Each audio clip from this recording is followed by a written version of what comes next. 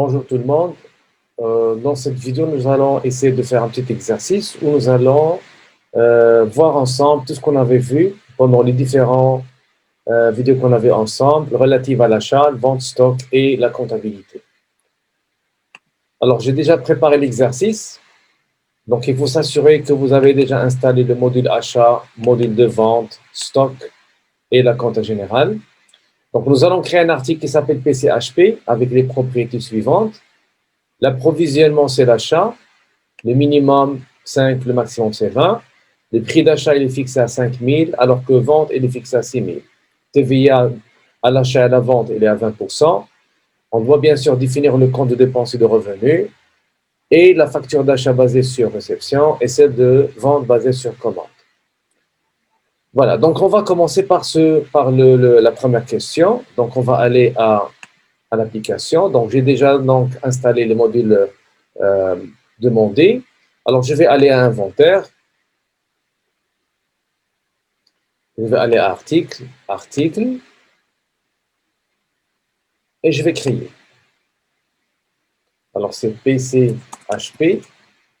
Donc type d'article c'est stockable, c'est normal, donc catégorie non. Alors ici on a dit prix de vente c'est 6 000. TVA il est à 20%, le coût c'est 5 000. Alors on va aller à achat. Alors ici la TVA il est fixé à 20% et la politique de contrôle est basée sur reçu. On va aller à inventaire. Donc l'approvisionnement c'est l'achat. On va aller à la compta, on va définir le compte de dépenses, c'est 711, pardon, de revenus, et le compte de dépenses, c'est 611. Voilà. Alors, je vais revenir pour voir l'énoncé. Voilà, donc l'approvision achat, le min. Alors, il nous reste à définir le min et le max. D'accord? Et bien sûr, facturation côté vente basée sur commande. Donc, je vais revenir à notre application. Alors, je vais aller à règle de réapprovisionnement. Je vais créer un minimum qui est à 5 et le maximum il est à 10. Je sauvegarde, je reviens au PC, modifier. Alors je vais aller à vente, politique de facturation basée sur commande et non pas sur le livre. Sauvegarder. Alors maintenant, on a défini les propriétés qui ont été annoncées dans la première question. Voilà, c'est bon. Maintenant, on va passer à un achat de 8 PC à partir du fournisseur HP Maroc. Donc, on doit créer normalement un fournisseur. Alors, je vais aller à l'application. Je vais aller à achat. Je vais chercher fournisseur. Il est là. Je vais créer HP Maroc. Voilà, HP Maroc. Alors, il faut s'assurer que au niveau de la comptabilité, vous avez compte client 3421 et compte fournisseur 4411. Alors, relative à ici, à contact adresse, on peut ajouter la personne avec qui on va parler, si vous voulez. Alors, on va mettre ici Ahmed. Voilà. Alors, vente et achat. Alors, côté achat, on peut définir conditions de paiement immédiat. D'accord? Possession fiscale, si vous avez, c'est-à-dire si le monsieur ou bien l'entreprise va être exonéré des taxes, donc selon les positions, selon des régions. Alors, côté vente, côté client, veut dire qu'on peut aussi traiter Maroc, HP Maroc comme étant un client. Alors, le vendeur chez nous, c'est Shayma qui va s'occuper du client.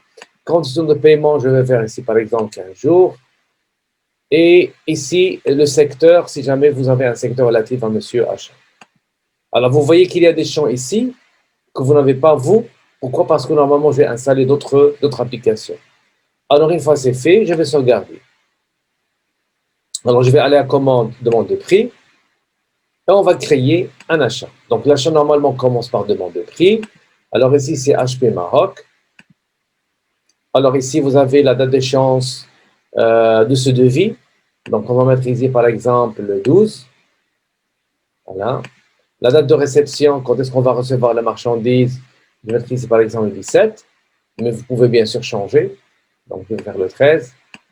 Alors ici, comme j'ai dit pendant les dernières vidéos, qu'on peut avertir et alerter monsieur fournisseur une journée, ou bien le nombre de jours ici qu'on va spécifier, avant la date de la réception, pour lui dire il faut que, c'est-à-dire, je vous rappelle qu'il ne reste pour la livraison de son côté et pour ma réception que de 2 jours ou bien une journée.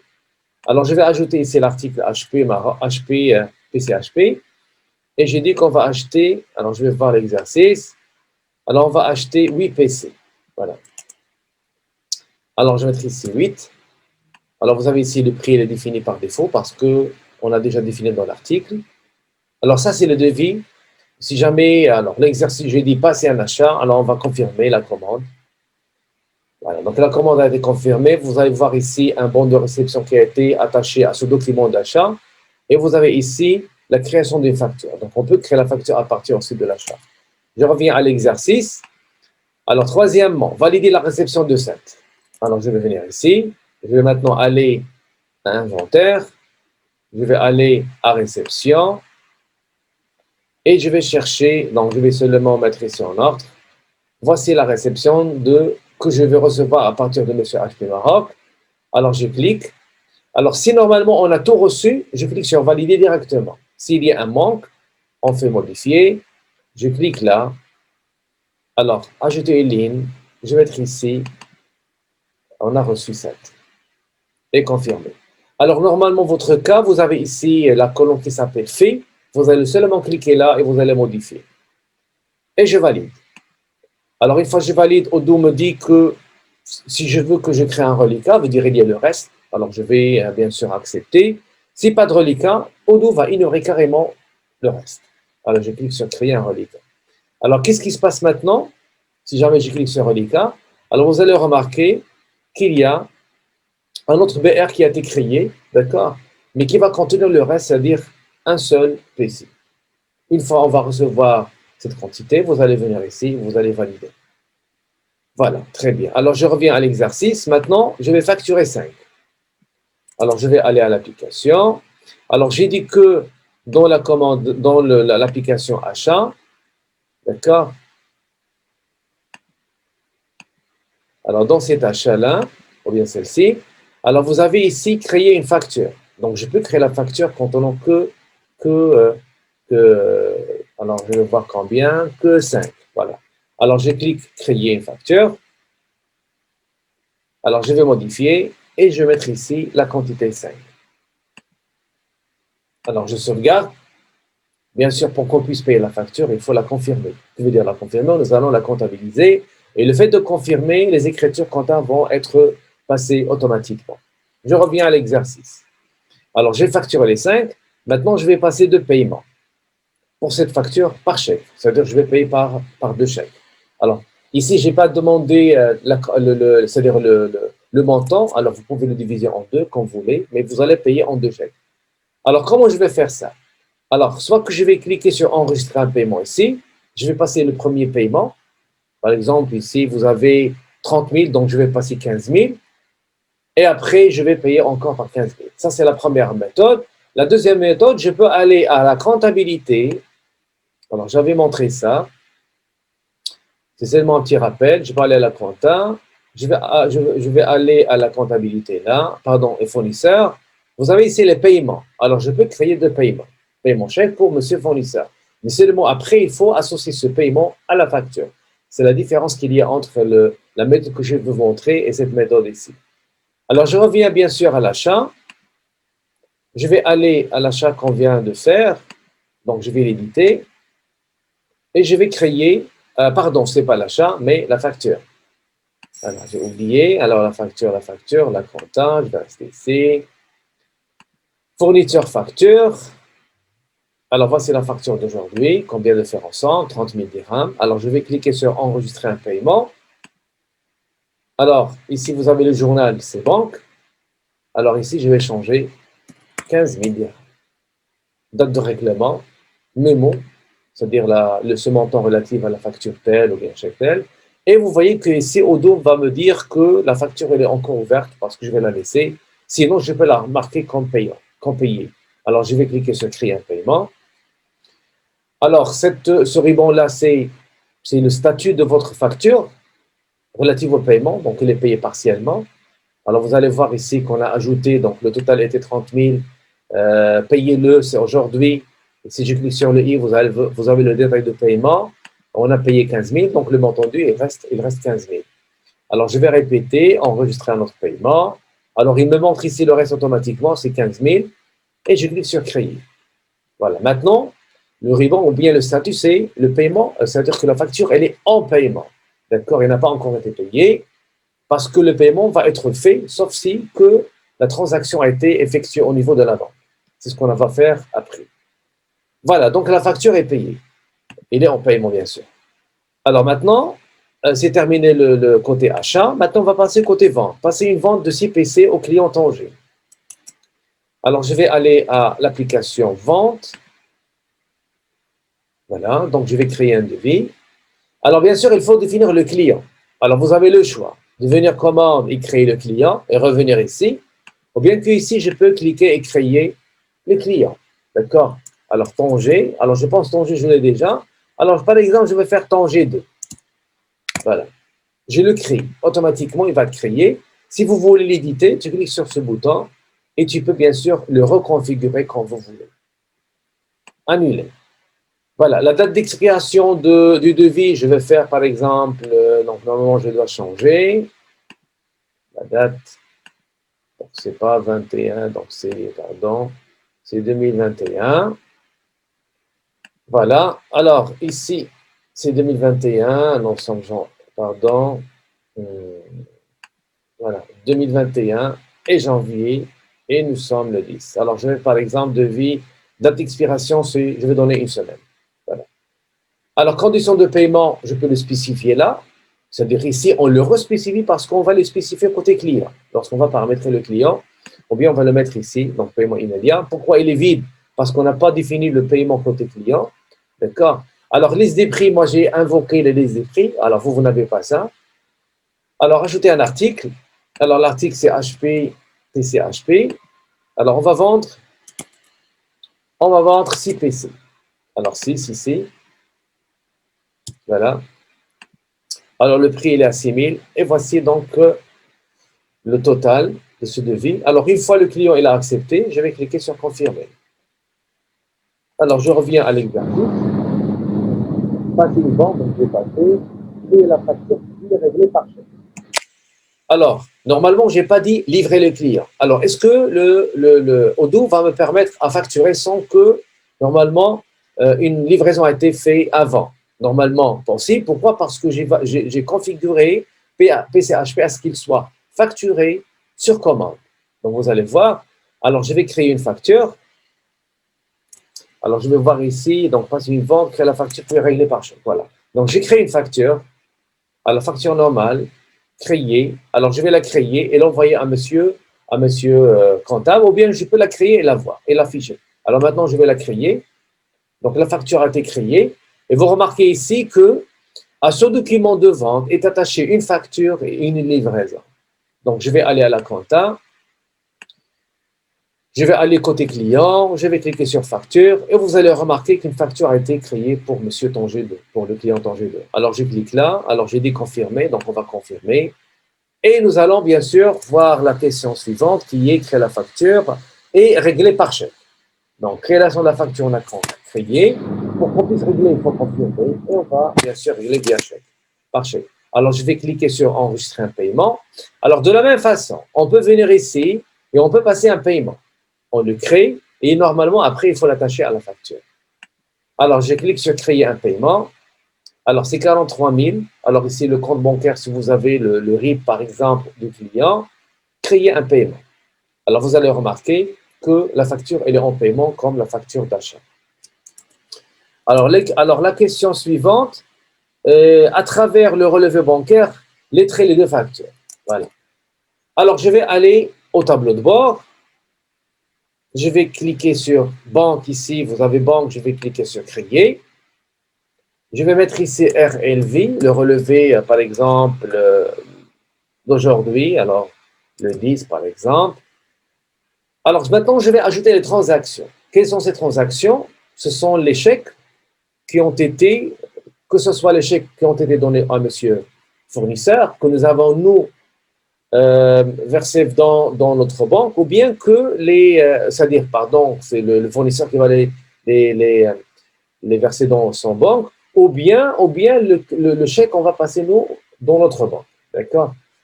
Alors, pour ce faire, donc, j'aimerais bien voir les factures. Alors, je vais seulement ouvrir la facture ici dans une nouvelle fenêtre pour que je puisse voir les factures, ou bien le montant. Alors, qu'est-ce qu'on a côté fournisseur, facture? Alors, on a 30 000, d'accord? Ça, c'est côté fournisseur. Et côté client, nous avons la facture de 43 200. Voilà, donc je vais revenir. Alors, je vais mettre la première transaction.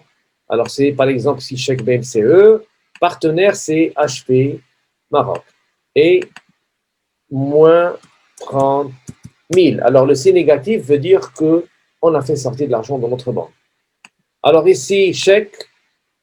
Alors, je vais faire chez BMCI. Alors, je fais n'importe quoi pour ici les liblés. Ce n'est pas important dans notre cas. Alors, je vais mettre ici Tanger 2. Et normalement, c'était 43 200. Voilà. Alors, je vais mettre ici un plus. Donc, c'est 43 200. Voilà. Alors, qu'est-ce qu'il faut faire ici? Donc, ce montant-là calculé, qui a été calculé automatiquement, je vais le copier et le mettre dans le solde final. Alors, je m'explique. Alors, normalement, le relevé commence par un solde initial, ou bien une valeur initiale qui est de moins, donc ce nombre. Alors, ce nombre-là, plus, moins les transactions bancaires, va donner le solde final. Et ce solde final qui va être la balance initiale de prochain relevé. Alors, je vais comptabiliser. Alors, je comptabilise. Alors, une fois que je vais comptabiliser, alors le système me donne la possibilité à lettrer les factures. Je clique sur les traits et vous allez voir que automatiquement Odoo, qu'est-ce qu'il m'a fait? Il m'a associé le paiement, d'accord? Ou bien la transaction qui était faite au sein de la banque avec le paiement ou bien le règlement client qu'on vient de faire dans Odoo. Parce que normalement, la facture, elle est en paiement, elle n'a pas encore été payée. Si je clique sur valider, Odoo va rendre la facture payée parce que la facture a été réellement payée. De la même façon ici, alors vous voyez que Odoo, il me montre les deux paiements qu'on a associés à la facture, 15 000, ils sont là. Et en contrepartie, il y a 30 000 qui étaient dans la banque. Il me reste seulement à valider le premier et valider le deuxième. Maintenant, si je vais aller fournisseur, facture, alors vous allez remarquer que la facture a été payée. Alors elle est là, alors je vais l'éviter pour voir de près. Voilà. Si je vais aller à client facture, vous allez remarquer que la facture de ton G2 de notre client a été payée. Voilà. Donc c'est facile. Alors je vais aller à l'exercice. Qu'est-ce qu'il me dit maintenant? Il me dit lancer le planificateur et vérifier les achats. Alors je vais aller à inventaire. Je vais aller à opération, lancer planificateur. Alors, pourquoi je vais lancer le planificateur? Alors, Odoo, normalement, il peut le lancer automatiquement. On va voir ça après. Mais manuellement, on peut le faire. C'est-à-dire, je vais dire à Odoo de me chercher le besoin maintenant. Donc, il va chercher le besoin. Qu'est-ce qu'il va faire? Il va vérifier chaque article s'il possède le minimum. D'accord? S'il possède 1000. S'il possède 1000, il va calculer le besoin. Il va calculer le besoin à partir du stock prévisionnel et non pas du stock disponible, pas du stock réel. Et il va me calculer le manque qu'il y a pour qu'on puisse atteindre le maximum. C'est-à-dire lancer planificateur, c'est-à-dire que Odoo va chercher le besoin automatiquement et il va me dire ce qu'il faut que je passe comme achat. Donc, c'est côté approvisionnement. D'accord? Alors, je vais cliquer sur lancer et l'article qui ne possède pas de mine ne va pas être pris en considération. C'est-à-dire Odoo ne va pas chercher ce qu'il faut bien sûr acheter. Lancer planificateur. Alors maintenant, je vais aller à achat. Et nous allons remarquer ici que Odoo m'a préparé un achat. Il m'a préparé, donc c'est une demande de prix. D'accord? c'est une commande d'achat à l'état bruyant. Et le document d'origine, c'est un OP, c'est un besoin qui a été fait, dont la référence c'est OP0018. L'achat qu'on a passé, nous, c'était le PO0051. Il n'y a pas de document d'origine parce qu'il a été créé manuellement.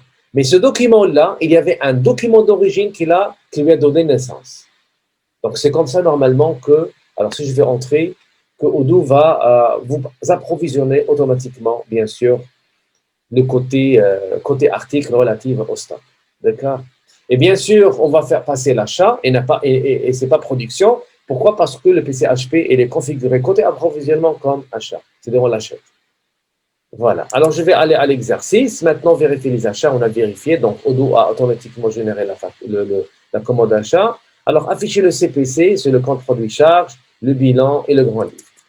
Alors, ça, c'est côté comptabilité. Nous allons voir que ces états de synthèse sont générés automatiquement avec Odoo. Ce n'est pas la peine de casser la tête. Alors, je vais aller à Analyse. Vous avez ici compte de résultats. C'est le CPC. Je clique. Alors, vous avez ici entre revenus, la classe 7, il y a 44, il y a lieu ce montant, les dépenses, ils sont là. Alors, si je clique ici, alors je peux remonter vers l'écriture comptable. D'accord? C'est très facile. Alors, je clique sur les écritures comptables et voici les écritures relatives, bien sûr, à ce cumul, ce montant. Donc, il y a un achat de PC à partir de Tanger, il y a un account de 90% de Jalida parce qu'on n'a pas reçu toute la marchandise, ainsi de suite. D'accord? Alors, je vais aller à Analyse. Alors, le bilan, il est là.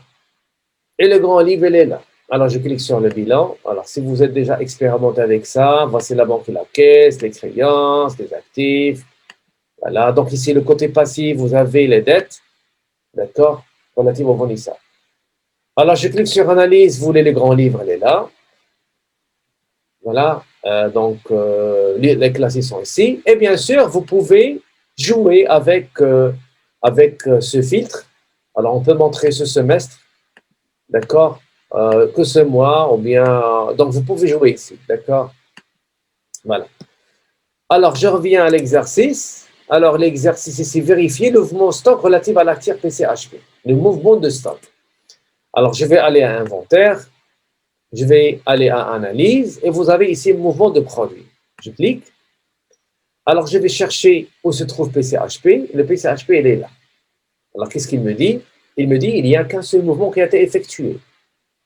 Et ce mouvement, c'est Warehouse In, veut dire une réception d'un PCHP, du partenaire vendeur, veut dire ici, c'est l'emplacement. Cette colonne, c'est l'emplacement, c'est-à-dire que le produit, il va se déplacer du vendeur, de l'emplacement vendeur vers le stock. Et la quantité, c'est ça. Et bien sûr, il n'y a pas livraison. Pourquoi? Parce qu'on n'a pas livré. Alors, je vais aller livrer pour voir le nombre de stock. Donc, je reste dans inventaire. Je vais aller à livraison, à traiter. Alors, la livraison, ici est en G2. Alors, je clique et je vais livrer la marchandise. Valider. Appliquer. Et vous remarquez que la quantité en stock, d'accord, je vais aller voir, on va voir ensemble, parce que la quantité en stock, il est différente à celle virtuelle. Je pense que c'est 8, ça dépend de ce qu'on a reçu. Alors, je cherche PCHP, elle est là. La quantité disponible, c'est 7. D'accord? Le prévisionnel, c'est 2. Normalement, combien on a acheté? On a acheté 8. On a reçu 7. Et on a passé une vente de 6. Mais il reste un qui va venir. Donc, le 6.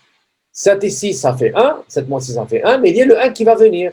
Donc, le prévisionnel, ça devient 2. Et vous avez remarqué que Odoo m'a calculé l'achat, m'a calculé un approvisionnement, m'a calculé un besoin. Pourquoi? Parce que le besoin, il dépend de prévisionnel et non pas de disponible. Parce que le minimum ici, c'est 5. 7 n'est pas inférieur à 5. Si c'était le cas, il ne va pas faire un achat.